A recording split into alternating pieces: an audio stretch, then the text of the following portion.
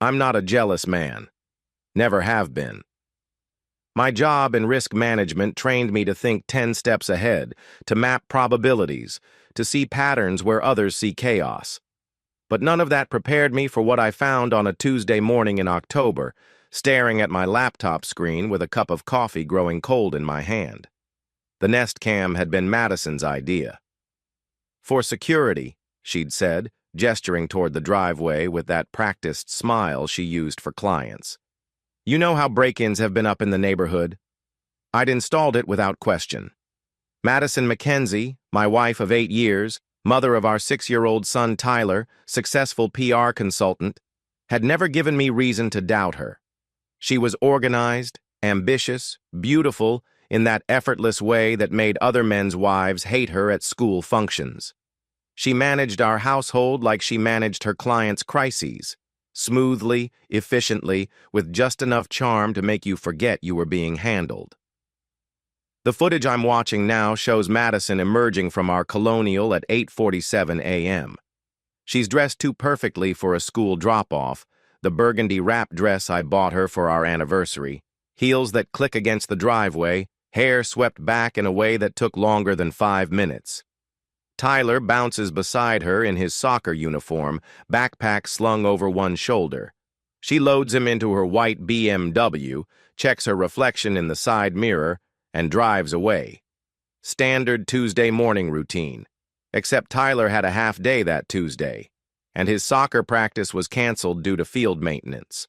I know this because I'm the one who handles his schedule, syncs it with my phone, receives the automated updates from the league coordinator. I rewind the footage. Watch again. Same burgundy dress, same practiced movements, same lie wrapped in routine. My coffee tastes like ash. I set the mug down, close my laptop, and walk to my home office. The house feels different now, not empty, but hollow, like a stage set after the actors have gone home. I've spent 15 years analyzing fraud for insurance companies, staged accidents, inflated claims, elaborate schemes designed to look like terrible luck. The best fraudsters understand that deception lives in the details. A story that's too clean, too convenient, always falls apart under scrutiny. Madison's story is too clean. I pull up her location history on our shared Google account. Tuesday morning, Tyler's school at 9:15 a.m., then a gap until 11:30 a.m. when she appears at Whole Foods, then another gap until 2:45 p.m. when she's back at school for pickup. The gaps are what matter. In my business, we call them coverage holes, spaces where the truth hides. I spend the next hour mapping her patterns, 3 weeks of Tuesdays, same burgundy dress, same mysterious gaps, same perfect timing that aligns with Tyler's shortened schedule and my early meetings downtown. The camera doesn't lie. People do. By evening, I've watched the footage 6 times. Madison moves through our kitchen like nothing happened, reheating leftover lasagna while Tyler explains why dinosaurs couldn't possibly have been cold-blooded. She laughs at his theories, refills his milk, asks about his day with the kind of practiced interest that looks genuine unless you know what to watch for. "How was work?" she asks me, settling into her chair with a glass of wine. "The usual, claims review, risk assessment." I cut my lasagna into precise squares. "How was your morning?" "Quiet. Dropped Tyler at school, grabbed groceries, picked up your dry cleaning." She sips her wine. "Oh, and I had lunch with Sarah. She's thinking about divorce again." Sarah, Madison's college roommate who lives in Portland, who hasn't been in town since Christmas. "That's too bad," I say. "Some people just refuse to work on their marriages," Madison continues, twirling pasta around her fork. "They give up the moment things get difficult instead of remembering why they fell in love in the first place." Tyler kicks his legs under the table, oblivious to the performance happening around him. He's explaining something about an art project, gesturing with his fork, tomato sauce on his chin. Normal, innocent, real. Everything else is theater. After Tyler's asleep, I return to the footage. Madison's BMW leaves our driveway at 8:47 a.m. and doesn't return until 2:30 p.m. 6 hours unaccounted for. 6 hours that don't match the story she's been telling me for weeks. The light from my laptop screen reflects off the window, turning the glass into a mirror. The man staring back looks calm, composed, analytical. But something has shifted behind his eyes. Something cold and patient and very, very focused. Tomorrow, I'll start mapping the full scope of Madison's deception. Tonight, I'll go to bed beside her, kiss her goodnight, and pretend I still believe her stories. Because the camera doesn't lie. But it also doesn't tell you everything. And I need to know everything. I clone Madison's phone on a Wednesday morning while she's in the shower. The software costs me $800 and arrives disguised as a charging cable. Madison's always been careless with her devices, leaving her phone unlocked on counters, never bothering with two-factor authentication. Her password is Tyler's birthday, followed by our anniversary year. Sentimental and predictable. The data streams into my laptop like evidence pouring into a case file. Text messages, call logs, location history, Google searches, photos uploaded to her cloud storage. 15 months of digital breadcrumbs that tell a story Madison never intended to share. Connor Ashworth. The name appears 347 times in her text history. I know Connor peripherally. He's a local news anchor. The kind of artificially handsome man who delivers weather disasters with a practiced expression of concern. Madison's PR firm handles several media personalities. Professional contact would be normal, expected even. But professional contacts don't send texts at 11:43 p.m. that read, "Can't stop thinking about yesterday. When can I see you again?" And they definitely don't receive responses like, "Tomorrow, same time, wear the blue shirt I like." I create a timeline using Excel, cross-referencing her location data with her text history. The pattern emerges like a photograph developing in a darkroom. Every Tuesday and Thursday morning, Madison's phone pings from the same address. 1247 Riverside Drive, Unit 12B, Connor's condo. The duration of her visits has increased over time. Started at 90 minutes back in August, now averaging 3.5 hours. I find the deleted photos in her recently deleted folder. She's not as careful as she thinks. A selfie taken in Connor's bathroom mirror. I recognize his pretentious black marble vanity from a house tour he did for the lifestyle section. Madison's wearing my favorite sweater, the gray cashmere I bought her for Christmas. Her smile is different in this photo. Looser, more genuine than the practiced expressions she gives me. Another photo, Connor's hand on her thigh in what appears to be his living room. The timestamp reads 10:23 a.m. on a Tuesday. Exactly when she was supposed to be at Pilates. I catalog each piece of evidence methodically, screenshots saved to an encrypted folder, location data exported to spreadsheets, text conversations printed and organized chronologically. This isn't emotion, it's investigation. The same process I use to build fraud cases, except the perpetrator sleeps beside me every night. Her Google search history reveals the depth of her planning. How to delete location history permanently. Signs your spouse is tracking your phone. Best hotels for discreet meetings. And more recently, how to know if you're falling in love with someone else. That last search was made 3 days ago at 2:17 a.m. while I slept beside her. The hotel receipts are stored in her email, filed under a folder labeled Personal. The Riverside Inn, the same boutique hotel where we celebrated our 5th anniversary. She's been meeting Connor there twice a month since September, always booking the same suite, always paying with the credit card I don't monitor because I trusted her to manage her own expenses. I find the calendar entries hidden in a secondary Google account. Voice coaching sessions, scheduled for every Tuesday and Thursday morning.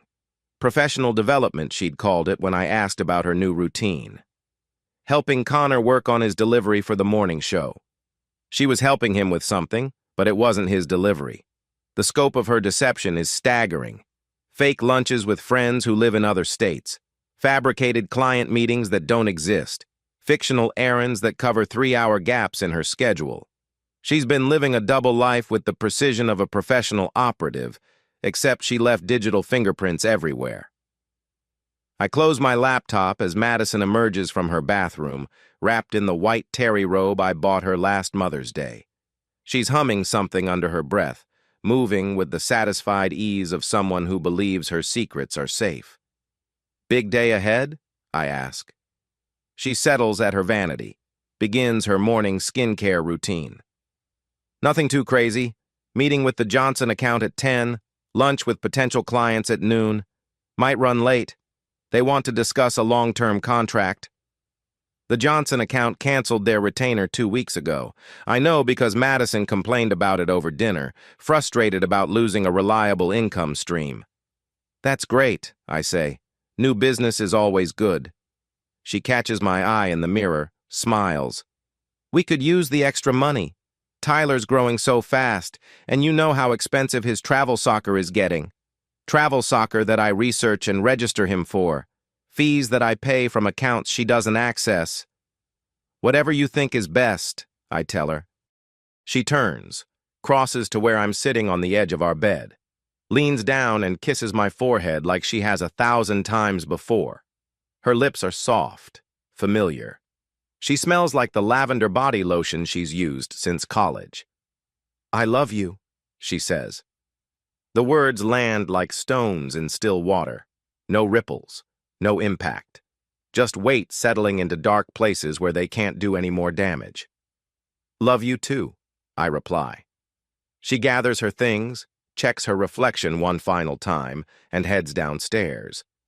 I listen to her heels click across our hardwood floors, hear the garage door open and close, wait for the sound of her BMW pulling out of our driveway.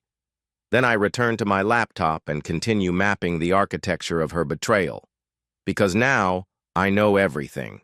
The when, the where, the how, and the who. Tomorrow, I'll find out why. And then I'll decide what to do about it. Connor's wife answers on the second ring. Her voice is steady, professional, the tone of someone accustomed to difficult conversations. Elena Ashworth speaking. "Mrs. Ashworth, my name is David Mackenzie. I believe we need to talk." A pause. Long enough for understanding to settle, short enough to confirm she's been expecting this call. "Yes," she says. "I believe we do." We meet over Zoom that evening. Elena Ashworth is 42, a tax attorney with silver-streaked hair and intelligent eyes that miss nothing. She sits in what appears to be a home office, law books visible on shelves behind her. Professional, composed.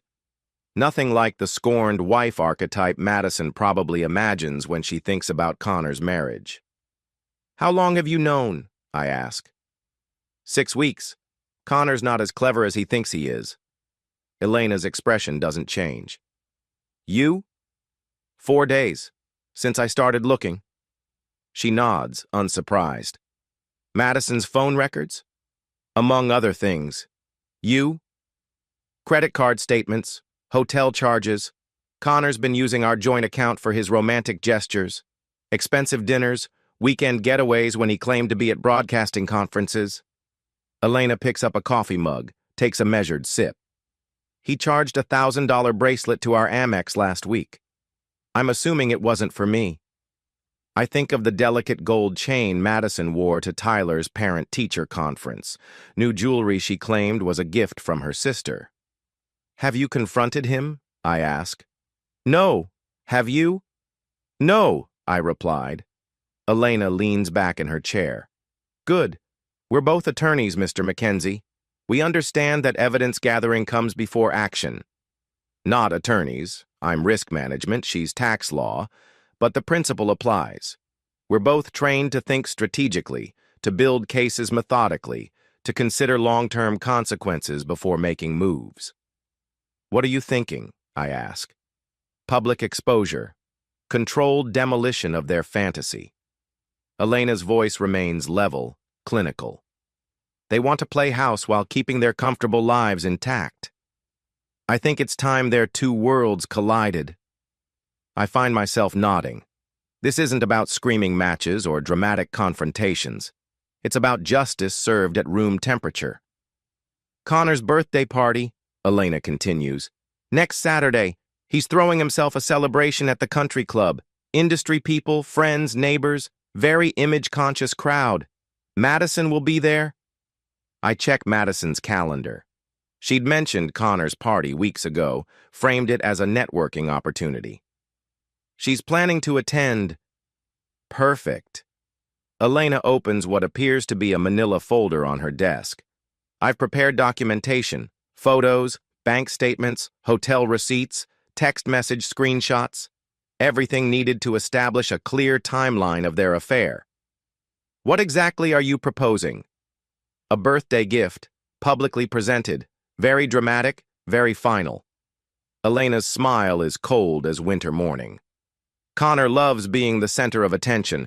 I'm going to give him exactly what he wants. We spend 40 minutes coordinating details. Elena will handle the presentation. I'll provide additional evidence from Madison's digital trail. Neither of us will warn our spouses. Neither of us will give them the opportunity to craft explanations or mount damage control. One more thing, Elena says, as we prepare to end the call. My children are adults, living on their own, but Tyler is 6 years old and doesn't need to witness this, I finish. Exactly. Whatever happens between us and them, the boy stays protected. After Elena disconnects, I sit in my home office listening to the sounds of normal family life downstairs. Madison helping Tyler with homework, the television murmuring in the background, laughter over some shared joke. I walk to Tyler's room, find him building an elaborate Lego spaceship on his bedroom floor. He's focused, tongue poking out slightly as he searches for the right piece. This is real. This matters. Everything else is performance. Hey, buddy, how's it going? He looks up, grins. Dad, look at this. It's got laser cannons and everything. I sit cross-legged beside him, help him locate the piece he needs.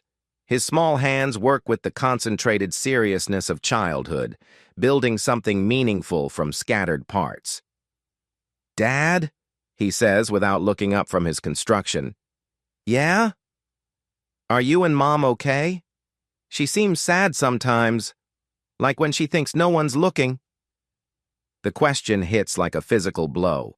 6 years old, and he's already reading the emotional landscape of our disintegrating household, already sensing the cracks in the foundation.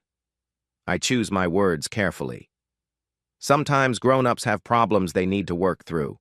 But no matter what happens, you know Mom and I both love you more than anything, right? He nods, attaches a small wing component to his spaceship. I know. I just want everyone to be happy. Everyone to be happy. As if happiness were something that could be built like a Lego spaceship, piece by piece, following clear instructions. We'll figure it out, I tell him. He seems satisfied with this answer, returns to his building. I watch him work for a few more minutes, memorizing this moment. Tomorrow, our lives will begin changing in ways he won't understand until much later. But tonight, he's 6 years old, and his biggest worry is finding the right Lego piece. I kiss the top of his head and leave him to his construction. Downstairs, Madison is cleaning up dinner dishes, humming the same tune she's been humming all week. Something new. Something she must have heard recently. Maybe something Connor played for her in his condo while I was downtown reviewing claims and Tyler was at school. How was your evening? She asks without turning around. Good.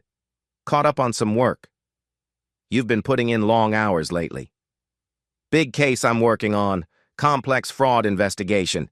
Takes time to build the evidence properly. She loads the dishwasher with practiced efficiency.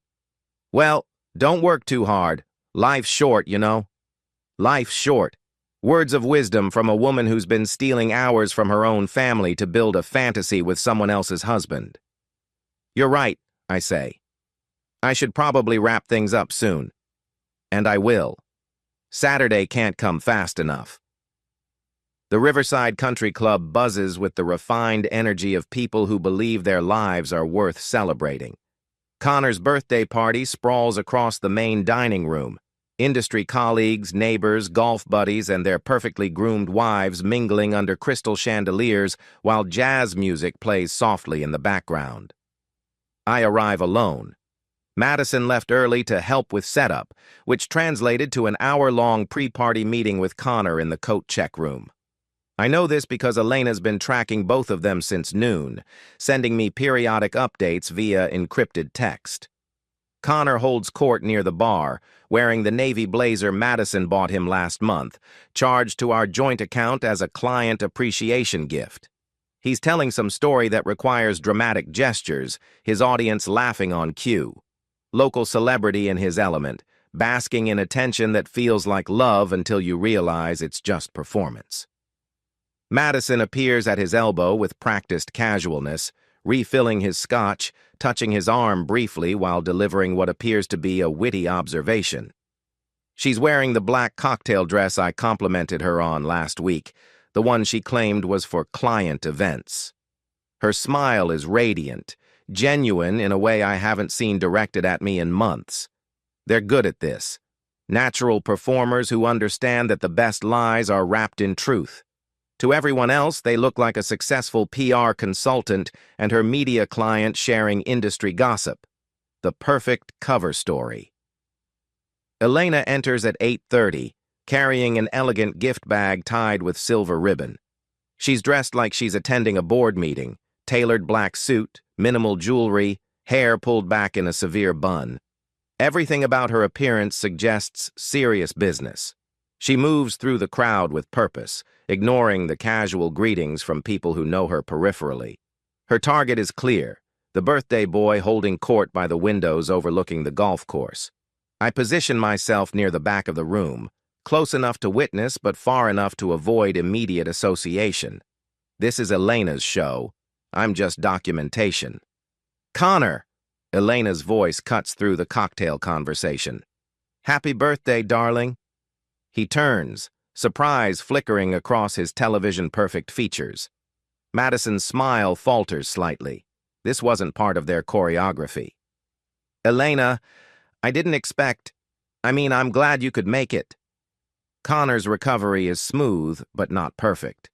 The hesitation hangs in the air like smoke. I wouldn't miss it. 45 is such a milestone birthday. Elena's smile could freeze summer. I brought you something special. She extends the gift bag with both hands, as if presenting something precious. The conversations around them begin to quiet as people sense the shift in atmospheric pressure. Nothing draws attention like the promise of drama. Connor accepts the bag, his media training kicking in. Big smile for the audience, warm words for the cameras that aren't rolling but might as well be. You shouldn't have. Elena's always so thoughtful. Open it, Elena interrupts. Her voice carries enough edge to cut glass. I think everyone would love to see what I picked out for you. Madison steps closer, protective instincts engaged. She's sensing danger but can't identify the source. Her hand hovers near Connor's elbow, ready to provide support or extract him from whatever's coming. Connor reaches into the bag and withdraws a leather portfolio. Expensive looking. Executive. The kind of thing a successful attorney might give her media personality husband for his milestone birthday. There's more, Elena prompts. Keep going. The crowd has gathered now, forming a loose circle around the unfolding scene.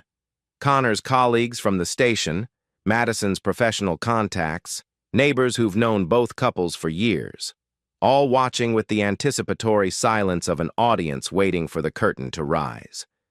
Connor opens the portfolio. His face goes white, then gray, then something approaching green. Madison cranes her neck, trying to see what's causing his reaction. When she does, her own face drains of color. The portfolio contains photographs, clear, detailed, time-stamped photographs of Connor and Madison entering and leaving his condo. Hotel receipts, bank statements highlighting purchases Connor made for her, text message screenshots blown up to poster size. But the centerpiece, the image that makes Madison's knees actually buckle, is a photograph of Tyler sitting in Connor's lobby while she visited upstairs. My 6-year-old son, waiting in the chair by the elevators while his mother conducted her affair 3 floors above. The silence stretches like a held breath. Elena's voice cuts through it like a blade. "Happy birthday, Connor. I thought it was time everyone knew how you've been spending your free time." Madison tries to speak. We didn't. Didn't what? Elena's composure never cracks. Didn't think anyone would notice? Didn't think your actions would have consequences? Connor attempts damage control. "Elena, this is a misunderstanding. Madison's helping me with professional development." Elena laughs. Actually laughs. The sound is sharp enough to make people flinch. "Professional development? Is that what you call it?" She turns to address the crowd, speaking clearly enough for everyone to hear. "My husband has been having an affair with Mrs. Mackenzie for 6 months. They've been using hotel rooms, his condo, and apparently dragging her child into their deception." Someone in the crowd gasps. Phones appear, recording everything. The age of social media means this moment will be preserved forever, shared and reshared until everyone in their social and professional circles knows exactly what happened at Connor Ashworth's 45th birthday party. Madison finds her voice. "You don't understand. This isn't what it looks like." Elena turns on her with surgical precision. "It looks like a married woman conducting an affair while using her 6-year-old son as cover. It looks like 2 people who decided their entertainment was more important than their families." She gestures to the portfolio. "Unless you can explain why you've been meeting Connor at hotels twice a month while telling your husband you were having business lunches." The crowd shifts, uncomfortable but captivated. This is better than television drama because it's real, happening live, involving people they actually know. Connor tries one more time. "Everyone, please. This is a private matter between families." Elena steps closer to him, close enough that when she speaks, everyone hears every word. "Private? You made it public when you decided to flaunt your affair around town, when you charged romantic dinners to our joint account, when you brought her to industry events as your client while everyone whispered about how close you'd become." She slaps him, not hard enough to cause real damage, but sharp enough to echo through the room like a gunshot. The crowd collectively inhales. Madison starts crying. Not the elegant tears of a woman wrongly accused, but the raw, desperate sobs of someone whose carefully constructed world has just collapsed in public. I choose this moment to move. Walk through the crowd with calm purpose until I'm standing directly in front of my wife. Madison. She looks up at me through her tears, mascara running, clutching her purse like a lifeline. "David, please. I can explain." I hold out my hand. "Keys." "What?" "To my truck. The one you drove here because yours is in the shop." I keep my voice level, conversational. "I'll need them back." She fumbles in her purse, hands shaking, and places the keys in my palm. Her fingers brush mine for just a moment, the last time we'll touch as husband and wife. "How are you getting home?" she whispers. "I'm not your concern anymore." I turn and walk toward the exit, leaving Madison standing in the wreckage of her double life, while Elena calmly collects her evidence portfolio and Connor contemplates the smoking ruins of his reputation. Behind me, I hear Madison call my name once. Then silence. I don't look back. Outside, the evening air is crisp and clean. No more performance, no more pretending. Just the cold clarity of truth finally spoken aloud. My phone buzzes. A text from Elena. "Phase 1 complete. Talk tomorrow?" I respond, "Yes. Thank you." Then I drive home to my son, who's spending the evening with my sister, blissfully unaware that his world just changed forever. The camera doesn't lie. And now everyone knows it. Madison tries to fight. She retains Jennifer Walsh, the most aggressive divorce attorney in the county, and attempts to frame the narrative around temporary insanity, midlife crisis, anything that doesn't involve accepting responsibility for 6 months of calculated deception. Her first strategy is emotional manipulation. She shows up at the house 3 days after Connor's party, eyes red with what appears to be genuine tears, carrying Tyler's favorite cookies from the bakery downtown. "I know I messed up," she says, standing in our kitchen like she's visiting a crime scene. "But we can work through this. People do it all the time. Therapy, counseling, whatever it takes." Tyler is at school. I've taken leave from work to handle the immediate aftermath of our imploding marriage. The house feels different without Madison's presence. Quieter, but also cleaner somehow. Less performance anxiety in the air. "You didn't mess up," I tell her. "You made choices, hundreds of them. Every text message, every hotel reservation, every lie you told Tyler about where you were going." She flinches, but presses on. "I never meant for it to go this far. It just happened. Connor and we connected professionally and things got complicated. You took Tyler to Connor's building." The words stop her mid-sentence. This is the unforgivable element, the detail that transforms adultery into child endangerment in the court of public opinion. "He needed to use the bathroom," she whispers. "We were driving by and he couldn't wait. It was innocent. Tyler sat in that lobby for 47 minutes while you were upstairs with Connor. I have the security footage." Because I do. Elena's attorney obtained it during discovery, along with Connor's building access logs that show Madison visited his condo 17 times over 6 months. Sometimes with Tyler, sometimes without. Always while Connor's wife was at work and I was managing claims downtown. "You're destroying our family over one mistake," Madison tries again. "I'm not destroying anything. I'm documenting what you already destroyed." Her second strategy is financial warfare. Madison attempts to freeze our joint accounts, claiming I'm hiding assets and preparing to flee with Tyler. She requests temporary spousal support based on her previous income levels, despite the fact that 3 of her major clients terminated their contracts in the week following Connor's party. Screenshots of Elena's evidence portfolio have made their way through professional networks with the efficiency of gossip and the permanence of digital communication. Madison's reputation as a discreet, trustworthy PR consultant evaporated the moment everyone realized she couldn't manage her own public relations crisis. The Hartwell Group canceled their retainer via email, citing changes in our service needs.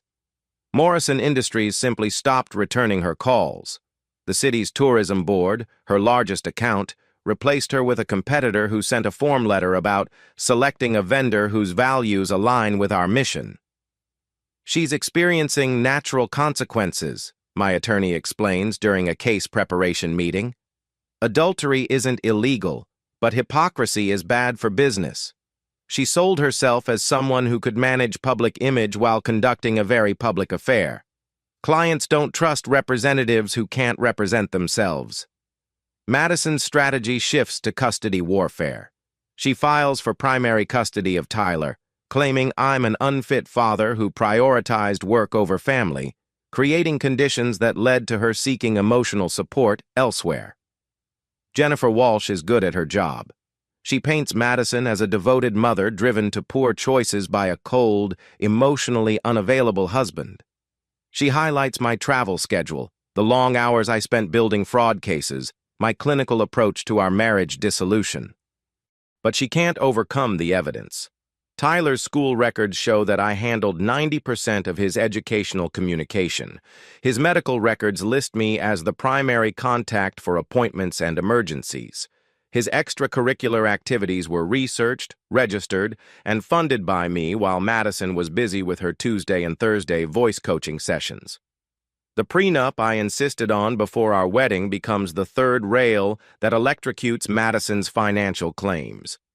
Her attorney fights it viciously, claiming it was signed under duress, that circumstances have changed, that it's unconscionable given the length of our marriage. But the prenup was crafted by Elena's law firm. A detail Madison never bothered to research when I suggested we protect both our interests before marriage. Elena's colleagues built it to withstand exactly this kind of challenge: comprehensive, fair, and completely ironclad. Madison gets the BMW, her personal belongings, and a modest settlement that covers 1 year of living expenses. I get the house, Tyler's primary custody, and protection from her future earning claims. She rents a 1-bedroom apartment in a complex near the mall. Tyler visits her every other weekend and 1 evening per week, supervised initially until a court-appointed psychologist determines he's not traumatized by the custody arrangement. The final hearing lasts 3 hours. Madison testifies about temporary insanity, about feeling unappreciated and emotionally abandoned, about making one terrible mistake that spiraled beyond her control. I testify about evidence, timeline, digital trails, the systematic nature of her deception, and the impact on our son. Judge Harrison, a 60-something woman who's presided over family court for 15 years, listens to everything with professional patience. Her ruling is swift and comprehensive. Mrs. Mackenzie, adultery may not be criminal, but perjury is. You've lied to your husband, your child, your friends, and this court about the nature and duration of your extramarital relationship. The evidence clearly establishes a 6-month affair involving extensive planning, financial deception, and inappropriate exposure of your minor child to adult situations. Madison's shoulders shake as the judgment is read. Primary custody to me. Visitation rights for her. Asset division according to the prenup. No spousal support beyond the settlement amount. Mr. Mackenzie, you'll retain the family home and primary responsibility for your son's upbringing. Mrs. Mackenzie, you'll have supervised visitation until Dr. Chen completes her evaluation of Tyler's adjustment to these changes. Outside the courthouse, Madison tries one last appeal. I know you hate me, she says, but please don't poison Tyler against me. I'm still his mother. I look at her standing on the courthouse steps in her black suit, looking smaller somehow than she did 6 months ago. Thinner, less polished. The woman who managed crisis communications for a living couldn't manage her own crisis. I won't poison him against you, I tell her, but I won't lie to him either. When he's old enough to ask questions, he'll get honest answers. She nods, tears starting again. Can I see him this weekend? According to the custody schedule. She walks away toward her BMW, heels clicking against concrete with less confidence than they used to. I watch her go and feel nothing. Not satisfaction, not anger, not pity, just the quiet relief that comes with the end of a long, exhausting case. The camera doesn't lie. The evidence doesn't lie. The court documents don't lie. Sometimes truth is the only justice that matters. 6 months later, I wake up to silence. Not the careful quiet of someone trying not to disturb a performance, but actual silence. The house settles around me with the comfortable creaks of old wood and honest architecture. No hidden agendas, no digital deceptions, no carefully managed presentations of false happiness. Tyler's room shows signs of healthy 7-year-old chaos. Lego constructions in various stages of completion. Soccer cleats by the door, homework spread across his desk with the focused abandon of someone who hasn't learned to doubt his world yet. He's grown 3 inches since the divorce, gained confidence in ways that surprise me. Children are more resilient than we imagine, more perceptive than we admit. Dad, can we go to the park after breakfast? He asks, materializing in my doorway with bedhead and his favorite Warriors pajamas. Sure, buddy. Want to work on your free kicks? Yeah, and then can we get ice cream? We'll see. He grins and disappears back toward his room, already planning his day with the single-minded enthusiasm that makes childhood magical. This is real. This matters. Everything else was just noise. Madison arrives at 4:30 for her Tuesday evening visitation. She's thinner now, sharper somehow, like a photograph that's been over-sharpened until the edges hurt to look at. She drives a smaller car, a silver Honda that represents her reduced circumstances, and she's always precisely on time, as if being late might cost her what little access she has left. "Hey, Tyler," she calls from the front door. "Ready for dinner?" He bounds down the stairs with genuine excitement. Whatever else happened between Madison and me, she's still his mother. Their relationship exists in a space separate from our failures, and I've worked hard to keep it that way. "Bye, Dad." Tyler hugs me briefly and follows Madison to her car. They'll go to Chuck E. Cheese or the movies or some other place where conversation is optional and entertainment fills the uncomfortable spaces where family conversation used to live. She'll have him back by 8:30, exactly as the custody agreement specifies. No longer tries to negotiate for extra time or overnight visits. The supervised custody period ended 3 months ago when Dr. Chen determined Tyler was adjusting well to our new reality, but Madison seems afraid to push boundaries, afraid that any deviation from the agreement might cost her more access. I use the quiet hours to catch up on work. Risk management cases pile up like sediment, each one a story of trust betrayed, systems circumvented, truth hidden beneath layers of careful lies. I'm good at this work because I understand deception from both sides now. I know how it feels to discover you've been living inside someone else's elaborate fiction. Connor Ashworth disappeared from local television 3 weeks after his birthday party. The station announced his departure as a mutual decision to pursue new opportunities. But industry gossip suggested otherwise. Elena's evidence portfolio had made its way through professional networks with devastating efficiency. A news anchor whose personal life becomes the story isn't an asset. He's a liability. Last I heard, he was working for a radio station in Tucson. Smaller market, lower profile, fewer opportunities for his particular brand of chaos. Elena divorced him quietly, efficiently, taking half of everything and most of his professional credibility. She sends me Christmas cards now, formal but friendly notes that acknowledge our shared experience without dwelling on the details. Madison returns Tyler at 8:25, 5 minutes early. She walks him to the door instead of letting him run up alone, lingers for a moment like she wants to say something important, but can't find the words. "How was dinner?" I ask Tyler. "Good. We went to that new place with the arcade. Mom let me get dessert." He hugs Madison briefly. "Thanks for taking me." "Anytime, sweetie. I love you." "Love you too." He disappears upstairs to get ready for bed, leaving Madison and me alone on the front porch. The evening air carries the scent of neighbors grilling dinner, children playing in backyards, the ordinary sounds of families living their regular lives. "He's doing really well," Madison says quietly. "He is." I know you probably think I don't deserve to see him at all. I study her face in the porch light. She looks older, worn down by the consequences of choices she made when she thought consequences were theoretical. The confident woman who managed PR crises for a living couldn't manage her own crisis because she couldn't accept that she was the problem, not the solution. "Tyler deserves to have a relationship with his mother," I tell her. "What happened between us doesn't change that." She nods, looks down at her hands. "I never said I was sorry for what I did to him, bringing him to Connor's building, using him as cover for my lies. That was unforgivable." Yes, it was. The honesty hangs between us like a confession.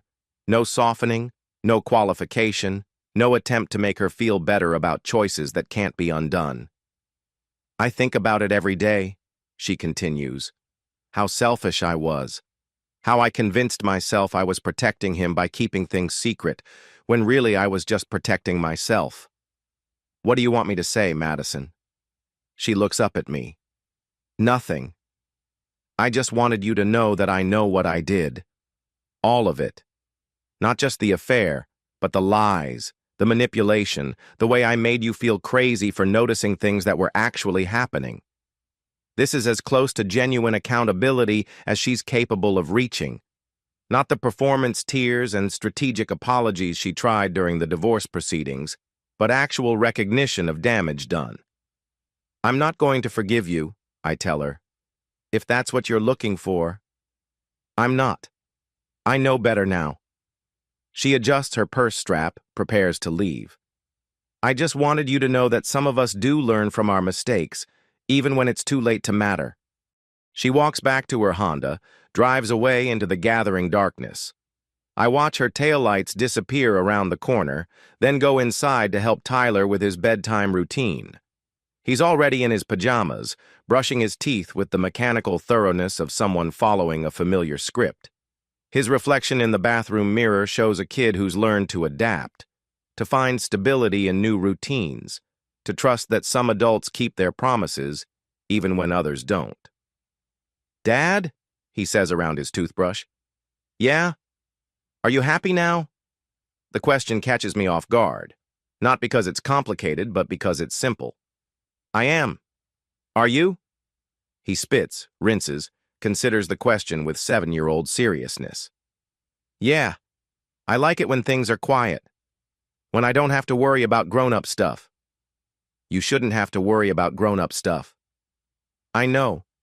But sometimes I did anyway." Children see more than we want them to see, understand more than we think they understand. Tyler lived inside our disintegrating marriage for months, reading emotional weather patterns that adults tried to hide from him. "Well, you don't have to worry anymore," I tell him. "The grown-up stuff is handled." He nods, satisfied with this answer. "Can you read to me?" We settle into his bed with the current chapter book, some adventure story about kids who discover magical doorways in their basement. Tyler listens with the focused attention of someone who believes stories can transport you to places where problems have clear solutions and heroes always win in the end. Maybe that's what I was doing all along, trying to find the hero's path through a story that didn't have heroes, just people making choices and living with consequences.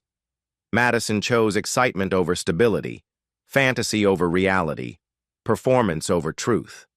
I chose evidence over trust, strategy over forgiveness, my son's future over my marriage's past.